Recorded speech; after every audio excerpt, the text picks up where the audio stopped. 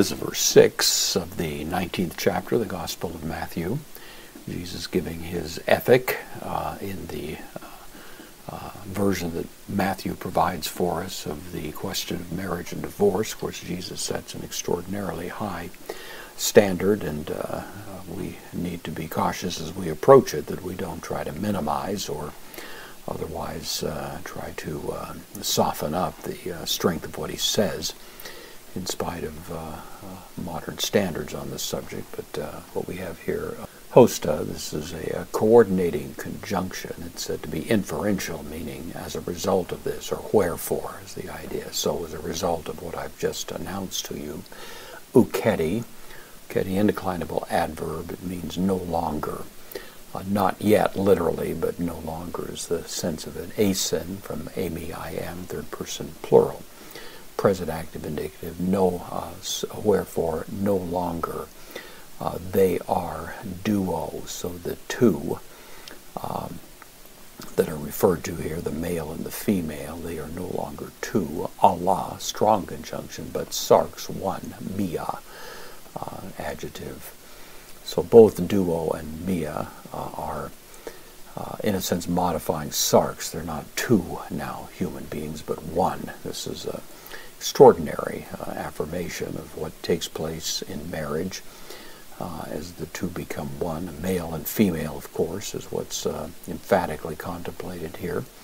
And that's what Jesus announces. And then to add even more weight to it, ho, relative pronoun, that which. Notice it's singular, not those who, the two that God joined together, but that which, God, un, therefore, hotheos, the subject of that which God, sunegzugzen.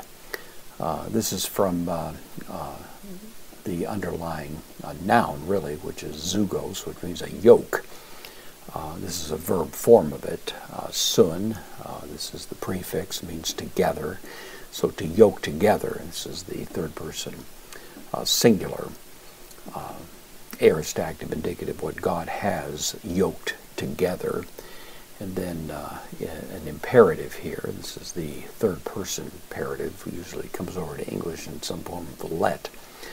Let him not would be the idea. Chorizo, various words. Chora means an expanse, and chorizo, the word used here, suggests the idea of putting an expanse or separating, therefore, third person singular.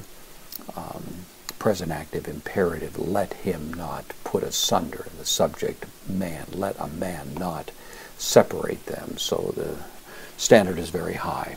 When God joins them together in the marriage yoke, it is beyond the authority, the proper authority of human beings to separate them. That's the fundamental and most basic building block of human relationships, sometimes called the cornerstone or the underlying principle of all human society.